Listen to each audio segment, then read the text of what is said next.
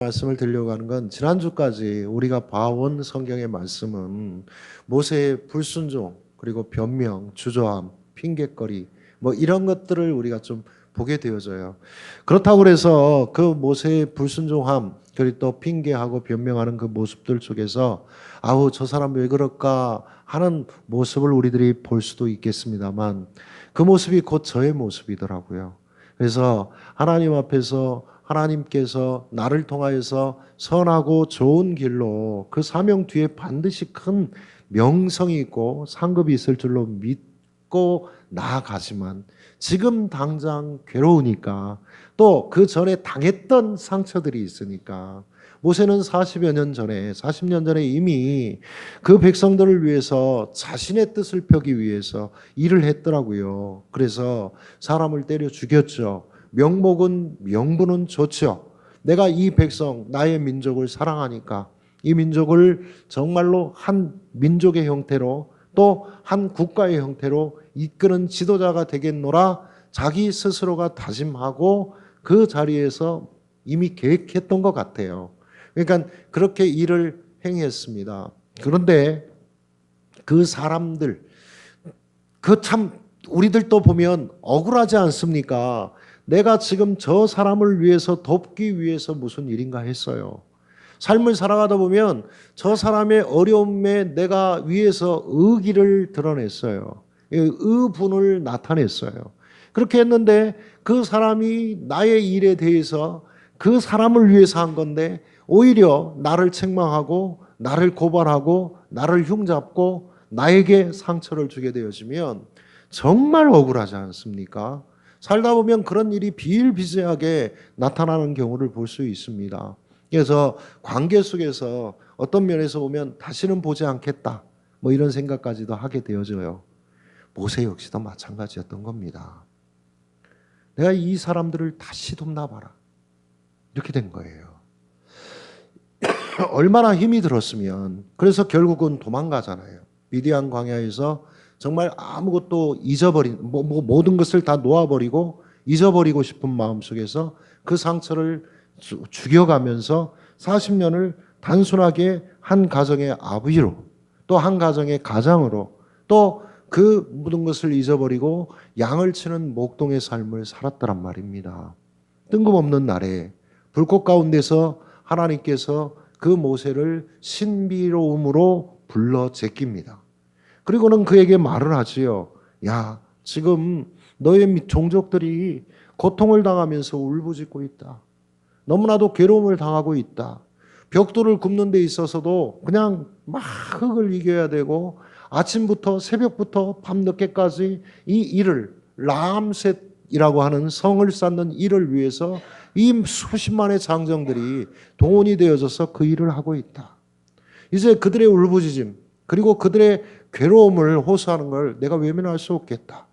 그것은 이미 너의 조상 되어진 아브라함 때부터 약속이 되어진 것이니 나는 충분히 이 약속을 신실하게 지키고자 하니 네가 나의 대리자가 되어져 나의 도구가 되어져 이 민족 이 백성들을 자 구원하는 쓰임받는 자가 되어지자.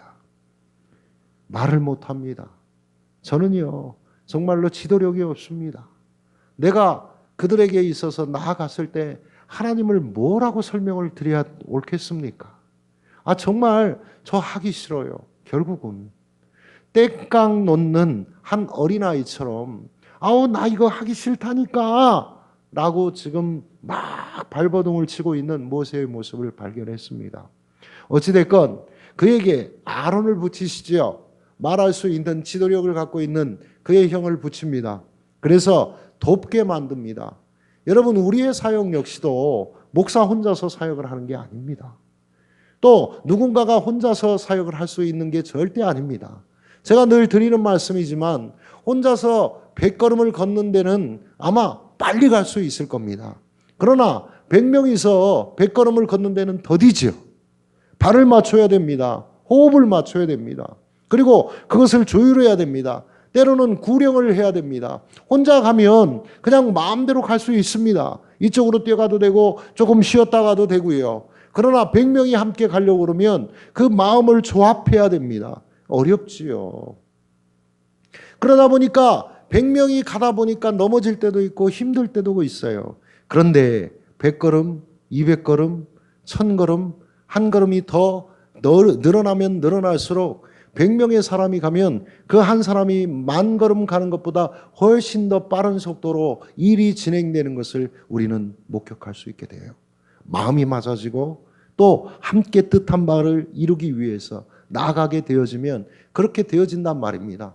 그래서 하나님께서는 아론을 붙이시고 나중에 장인 이드로의 조언에 의해서 자 10부장, 뭐 100부장, 50부장, 100부장, 뭐 1000부장 등등 또 세우지요. 또 70인의 장로를 세우지요. 이렇게 해서 이스라엘 민족을 영도에 나가는 데 있어서 모세 혼자 할 수 없음을 우리들은 목격하게 되어지고 붙이는 사람들과 함께 더불어서 각자의 영역이 다 달랐다고요. 어떤 사람은 군대를 통솔하고 어떤 사람들은 또 성막을 주변에서 레위사람 같은 이들은 옮기고 설치하고 또 제사를 담당하는 그러한 사람들이 있었는가 하면 또 어떤 사람들은 재판을 담당하는 일도 감당했던 것을 그리고 중책들이 있어 70인의 장로들과 더불어 수명의 장로들과 더불어서 그 정책을 결정했던 그런 과정들을 우리는 목격하게 되어지죠.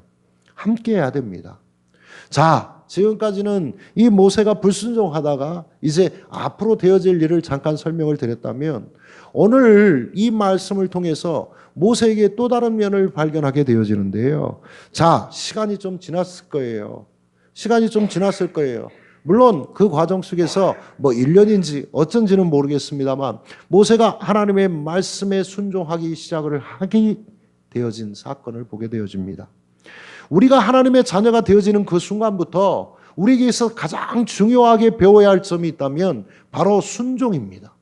하나님을 어떻게 따를 것인가, 그 말씀이 내 삶을 어떻게 지배할 것인가, 이게 중요한 겁니다. 내가 하나님을 믿는다라는 고백은 그 말씀을 따르겠다, 순종하겠다라는 고백과 같은 거예요. 앤드루 머레이라고 하는 아주 유명한 영성가가 있습니다. 이분은 관상기도의 대가이기도 한데요. 이분이 이런 말씀을 했습니다. 예수님을 믿는 그 순간부터 이 모든 믿는 자들은 순종의 학교에 입학하는 것이다. 이렇게요. 그러니까 예수를 믿는 그 순간부터 우리는 말씀의 순종, 교회의 순종, 하나님 나라를 향한 그 모든 일들에 순종하는 겁니다.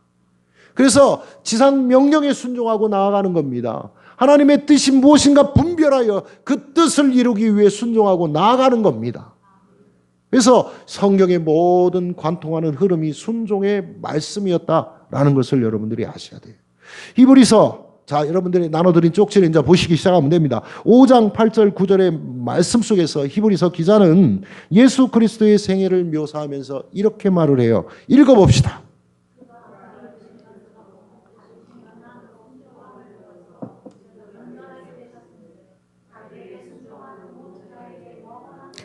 근원이 되시고 예수님은 하나님이십니다. 하나님의 아들이십니다. 그런데 그분이 히브리서 기자가 얘기하는 것처럼 어떻게 됐어요? 순종함을 배웠다 이렇게 얘기를 합니다. 이분이 순종을 모르셨을까요? 아니에요. 죽기까지 순종하신 분입니다. 이 순종을 통해서 어떻게 하셨다고요? 모든 자에게 모든 영원한 구원의 근원이 되셨다. 이렇게 말씀하시는 것을 성경이 기록하는 걸 볼 수 있습니다. 오늘 우리는 모세의 순종을 대합니다. 이전 설교에서 하나님의 부르심에 어쨌든 주저하고 변명했던 모세의 모습을 그리고 어찌됐건 하기 싫다고 땡깡 놓는 모세의 모습을 보았다면 이제부터는 모세의 순종을 배워야 합니다. 그가 얼마나 주저하고 변명했습니까? 얼마나 핑계를 많이 댔습니까? 그러나 결국 하나님께서는 그를 설득하시고 그를 순종의 사람으로 만든 거예요. 우리 역시도 마찬가지입니다. 하나님 앞에서 우리가 얼마나 불순종하고 핑계대고 변명합니까? 그때마다 하나님은 말씀을 통하여 우리에게 순종의 과정을 훈련시킵니다. 때로는 우리를 달래시기도 하고 설득하기도 하시고 또 때때로 분을 내시고 화를 내시기도 하시면서 우리의 연단의 과정을 통해서 온전히 하나님의 사람으로 순종하는 사람으로 살아가게 되기를 우리 하나님께서는 간절히 바라시고 계시는 거지요. 자, 모세가 설득당했어요. 설득당한 거지요. 자, 그 모세로 하여금 순종의 길을 하나님께서 가게 하십니다. 하나님은 그 이스라엘 백성들을 애굽에서부터 해방시키시기 위하여 모세를 선택하시고 부르십니다. 마침내 그 모세로 하여금 그 백성을 구원하라고 미디안 광야에서 애굽 땅으로의 길을 이제 순종으로 인도해 가시는 처음 시점입니다. 모세가 하나님께 순종을 했을 때 어떤 일을 경험했을까요?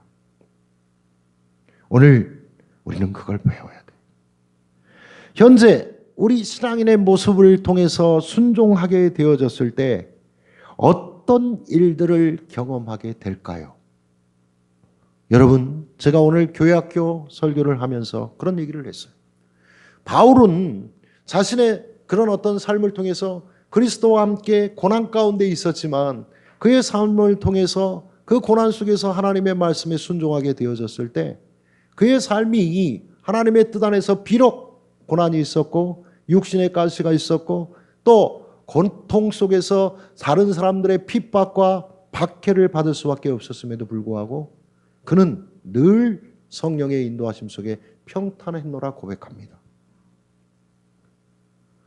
우리가 이번 주와 다음 주에 우리가 계속해서 이 말씀을 통해서 알 수 있는 건 오늘 우리가 하나님의 말씀에 순종하며 그 믿음으로 나아가게 될 때 어떤 일이 일어날까를 체험적으로 기대하시기를 주의 이름으로 축원드립니다. 체험해야 돼요. 경험해야 됩니다. 그래야 내 마음속에 확신이 생기고 그 확신을 통해서 다른 이들에게 나는 이런 체험 속에 살았다라고 말할 수 있고 증거할 수 있게 되어지는 거예요. 우리 생애 가운데서 내가 순종을 결단하게 되어졌을 때 그 이 말 예측 가능한 하나님의 큰 역사가 어떤 것이 있을까? 생각만 해도 기대가 되지 않습니까? 저는 이걸 생각하면 기쁩니다. 여러분, 먼저 우리가 하나님께 순종할 때 기대할 수 있는 일이 무엇인가? 오늘 그거 한 부분을 한 꼭지를 여러분들과 나누고자 합니다. 바로 우리의 모든 삶 가운데서 형통한 길을 열어주실 것을 믿으시길 주의 이름으로 축원드립니다. 진짜 아멘 해야 됩니다. 여러분 믿으시길 바랍니다. 그렇다면 그렇게 했더니 혹시라도 그렇지 않은 사람들 그런 경우들이 있을까요? 없어요. 절대 그렇지 않습니다. 여러분 우리가 순종할 때 무지무지한 고난이 찾아올 수는 있습니다. 우리가 하나님의 말씀에 순종할 때 무지무지한 가난이 찾아올 수도 있습니다. 너무나도 고통스러울 수도 있습니다.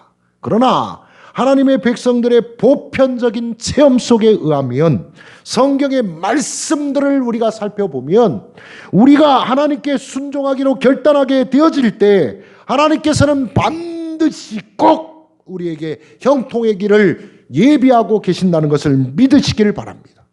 오늘 본문에 의하면 그것을 두 가지로 나타나 있는 것을 볼 수 있어요. 먼저 하나님께서는 모세의 장인 이드로로 하여금 모세가 찾아가게 만드시잖아요. 찾아가게 만들었는데 그 애굽으로 떠나게 되어지는 모세의 가족들을 향하여서 어떤 형통을 풀어주셨는가를 여러분 이게 별것도 아닌 말씀 같은데 한번 읽어봅시다. 시작. 모세가 그의 장인 이드로에게로 돌아가서 그에게 이르되 내 형제들에게로 돌아가서 그들이 아직 살아있는지 알아보려 하오니 나로 가게 하소서. 이드로가 모세에게 평안히 가라 하니라. 아멘. 하나님께서는 이미 모세를 통해서 이렇게 말씀하셨어요. 너로 내 백성 이스라엘 자손을 애굽에서 인도하여 내게 하리라. 직접적으로 말씀하셨습니다. 그죠? 그렇게 되었으니까 자 하나님의 뜻에 의하여서 모세의 가족들 그냥 데리고 그냥 애굽으로 향하도 됐을까요? 안 됐을까요? 그랬을 수도 있어요. 그러나 여러분 이 모세는 인간으로서 해야 될 모든 기본적인 도리를 행하고 있는 과정을 볼 수 있습니다. 이것은 반드시 필요한 일입니다. 우리는 때때로 신앙은 좋다, 내는 정말 능력도 행사하고 또 많은 은사들이 나타난다 라고 얘기를 하지만 매우 상식적이지 않은 경우들을 우리들이 볼 수 있습니다. 우리는 그리스도인으로서 상식을 너무 내박쳐 버릴 때가 많이 있어요.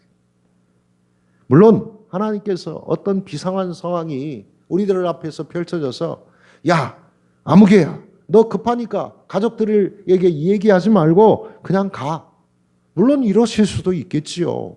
하나님께서는 그렇게 하실 수도 있습니다. 그런데 이것은 보편적이지를 않는 일입니다. 여러분, 일반적으로 하나님께서 어떤 사람을 쓰실 때는요, 그 주변 사람들에게 많은 축복을 받게 만드십니다. 하나님께서 여러분들을 통하여서 무슨 일을 계획하시게 되어졌을 때요, 그 공동체를 통하여서 여러분들에게 커다란 은총이 임할 수 있도록 기도하게 만드십니다.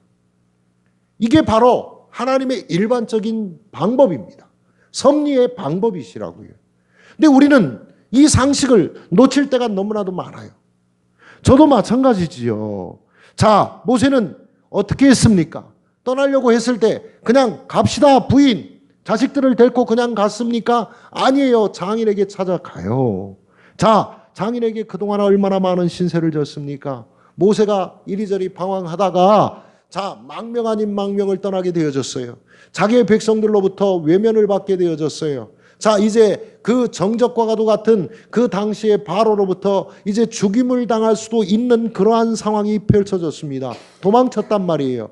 그런데 그를 거두어 먹여준 사람이 누굽니까? 그의 상인 이드로예요. 자, 이드로라고 하는 사람이 모세의 사람 댐데미를 바라보고 장가를 들어주었어요. 그 딸 십보라를 십보라 맞죠? 십보라를 엮어주었어요. 그리고 그곳에서 비록 양을 치는 목동에 불과할지는 모르지만 재산도 늘렸어요.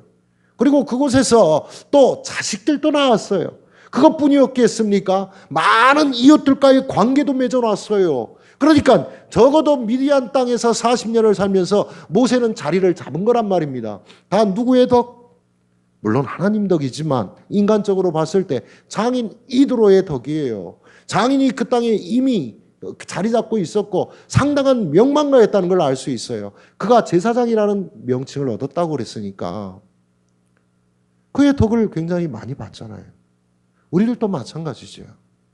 그러다 보니까 이제 어떻게 되겠어요? 신세 많이 졌어요. 그냥 가요? 아니에요. 모세는 그냥 가지 않았어요. 우리 그리스도인들이 상식적인 삶의 영역에 모본이 되어야 합니다. 내가 하나님의 은혜로 되었다.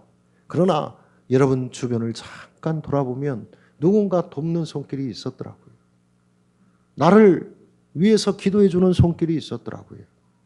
그들을 위해서 내가 감사의 말을 전하고 그들과 함께 살아가는 게 좋아요.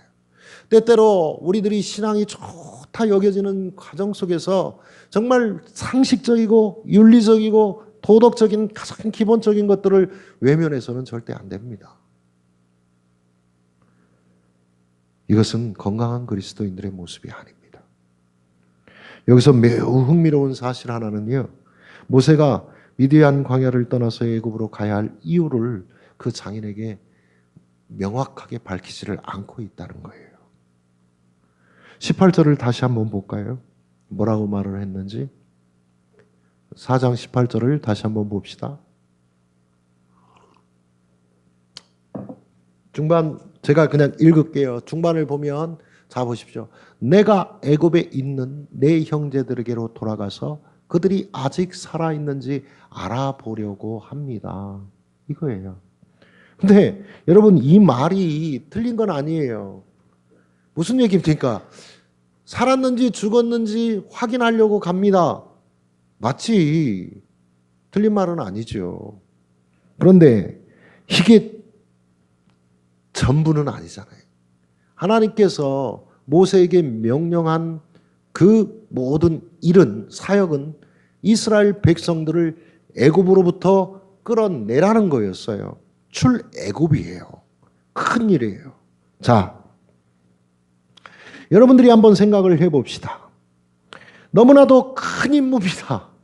여러분들이 생각을 해본 미디안 광야라고 하는 초래한 땅에 있는 그 한 이도로라고 하는 사람이 거기에서는 명망을 얻는 어떤 지도자격인 사람일지는 모르지만 애굽이라는 거대 제국 앞에서 모세가 우리 백성들을요 거기에서부터 해방시켜 새로운 젖과 꿀이 흐르는 땅으로 인도하라고 하나님께서 나에게 명령하셨으니 내가 그 일을 들고 애굽으로 우리 식구들과 가야 되겠습니다.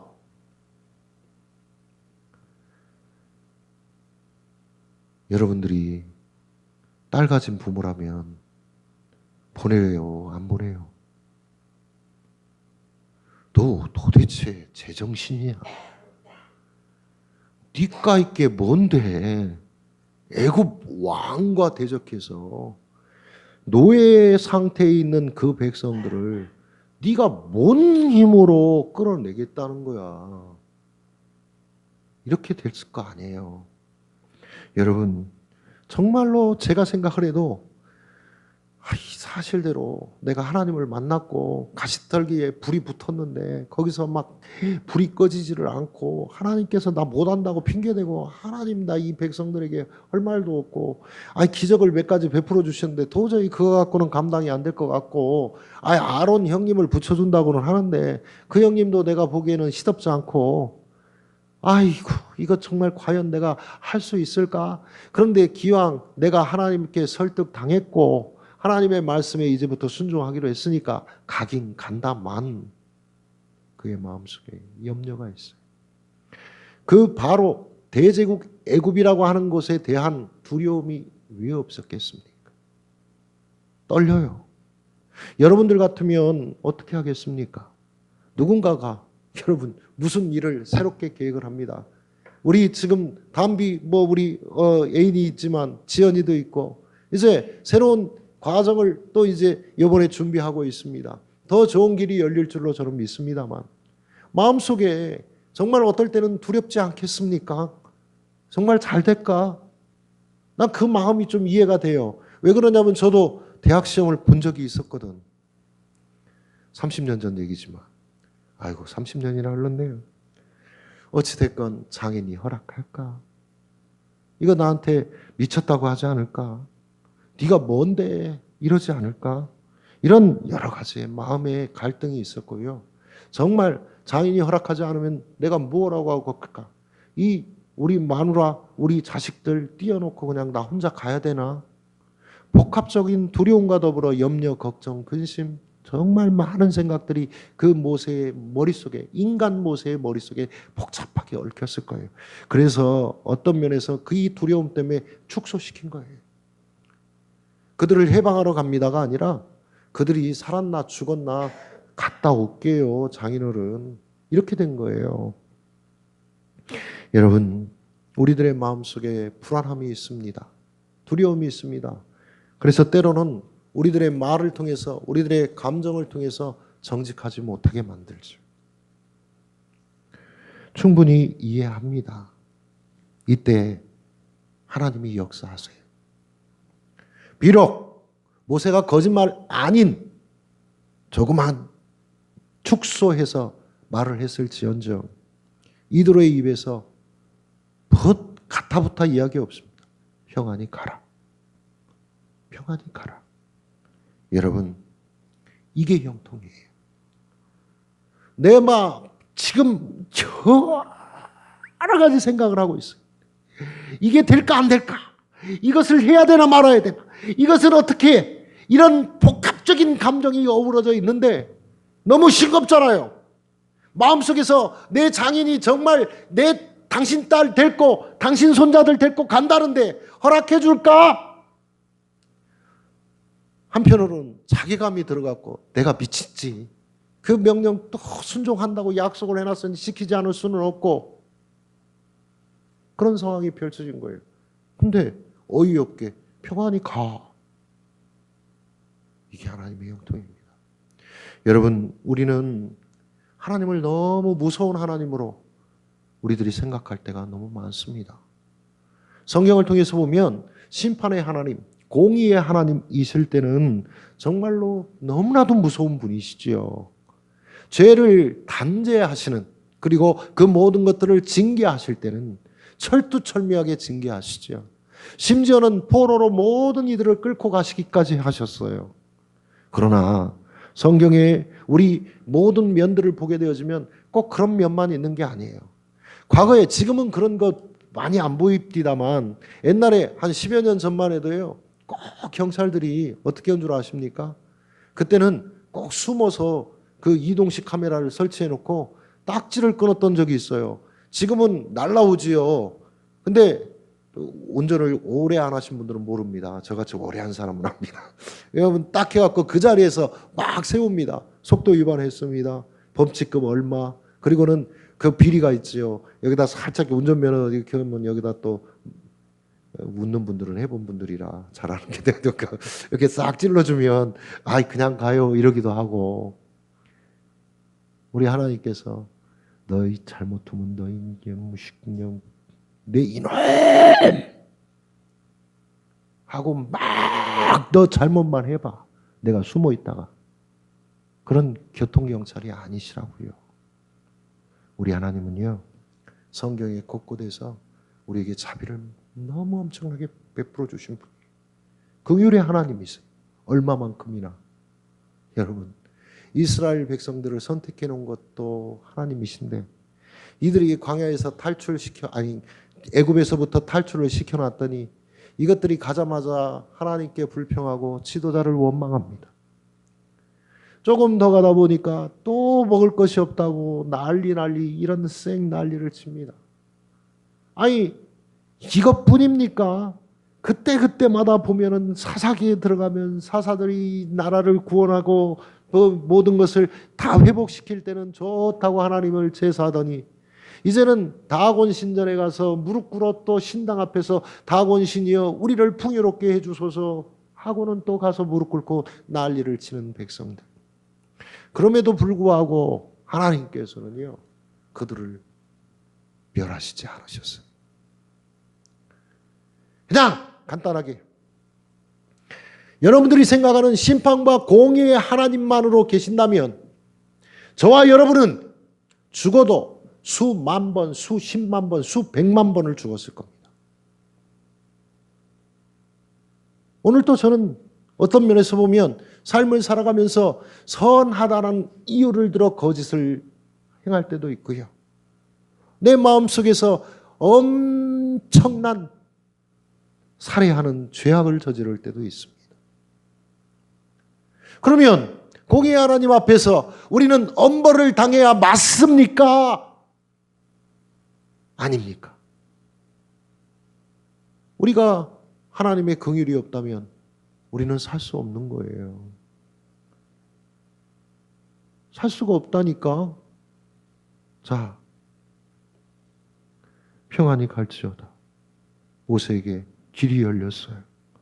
하나님이 기뻐하는 일을 하실 때는요, 하나님께서 여러분들을 평탄케 하실 줄로 믿으십시오. 교회의 역사나 성경의 역사를 보게 되어졌을 때 하나님의 백성들이 하나님의 뜻을 분별하여 가장 그 길을 가기를 원할 때의 그 방법. 여러분들의 기도의 내용이 좀 바뀌어야 될 것이 있다면 여러분, 저도 그렇고 여러분들도 하나님, 이 길이 하나님께서 원하시고 기뻐하시는 길이라면 저희들에게 평탄을 허락하여 주옵소서 라고 기도해야 돼요. 자, 예를 들어서 창세기 24장을 여러분들이 좀 보게 되어지면 아브라함이 자기 아들 이삭의 아내를 구하라고 가장 신이 많은 종 엘리에셀에게 부탁을 하지요. 그래서 그를 자기 고향으로 보냅니다. 그리고는 그 종에게 그 종이 주인인 아브라함의 명령을 어떻게 받아들였냐면 하나님의 뜻이라고 받아들였어요. 그리고 하나님의 명령이라고 여겼습니다.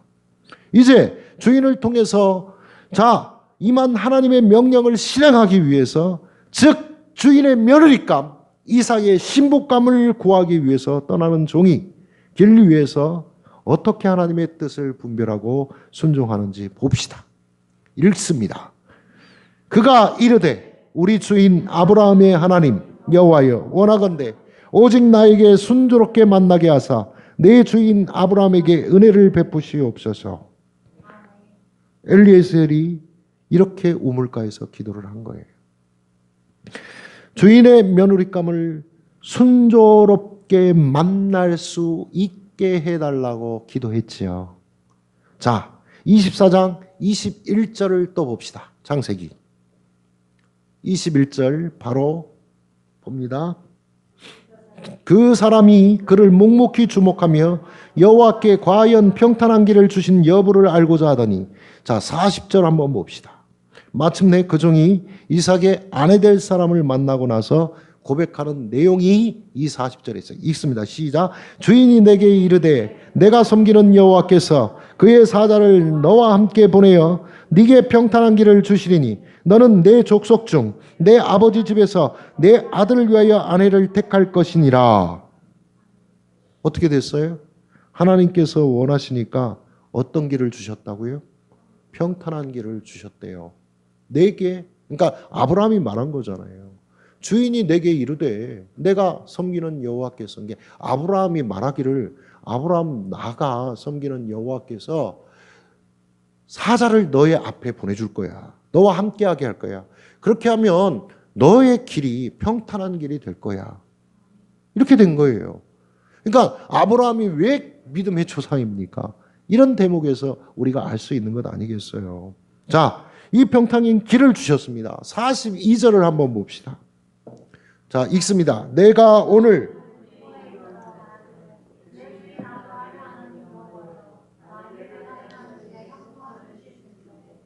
자, 56절을 읽습니다.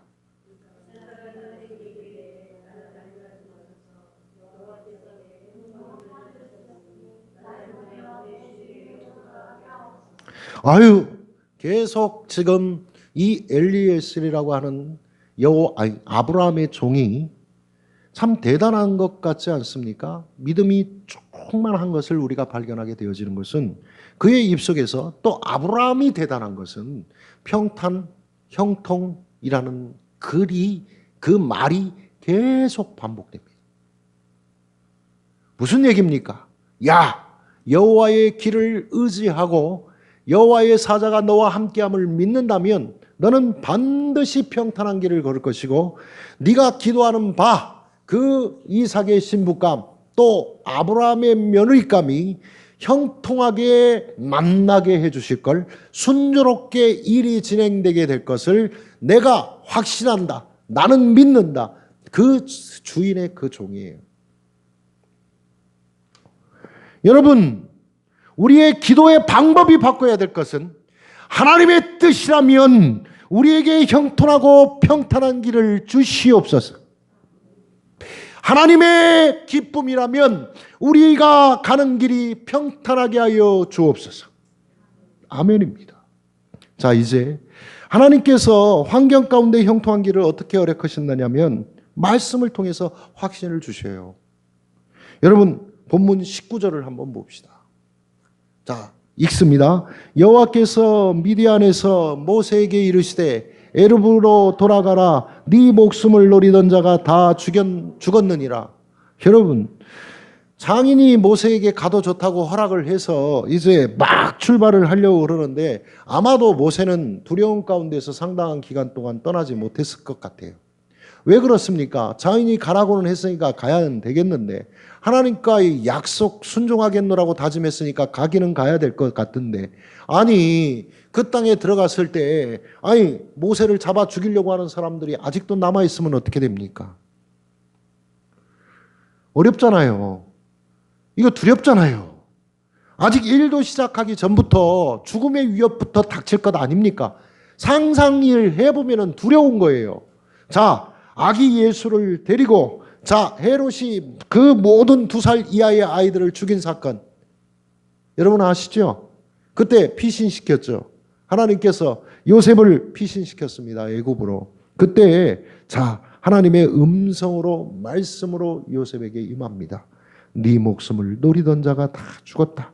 그러니 안심하고 가라. 네 아이의 생명을 찾던 자가 다 죽었다. 그러니 헤롯의 죽음을 알리고 안심하고 가라. 똑같잖아요. 오늘 살아가는 우리에게 있어서 여러분, 우리들의 정말 형통의 길을 원하십니까? 그렇다면 말씀을 의지하세요. 이 말씀이 여러분들에게 들려지기를 기도하십시오. 제가 다시 말씀을 드릴게요. 여러분, 오늘 여러분들에게 두 가지의 기도의 방법이 있습니다. 하나님, 이것이 하나님의 뜻이라면 나에게 평탄한 길과 형통의 길을 허락하여 주옵소서.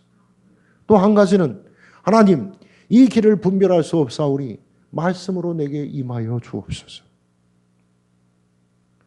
말씀이 나를 지배하게 하여 주옵소서. 오늘 또 우리가 주님 앞에 온전히 순종하기로 결단했을 때 주께서 우리에게 소망의 메시지를 통해 반드시 그 약속이 이루어질 줄로 믿으세요.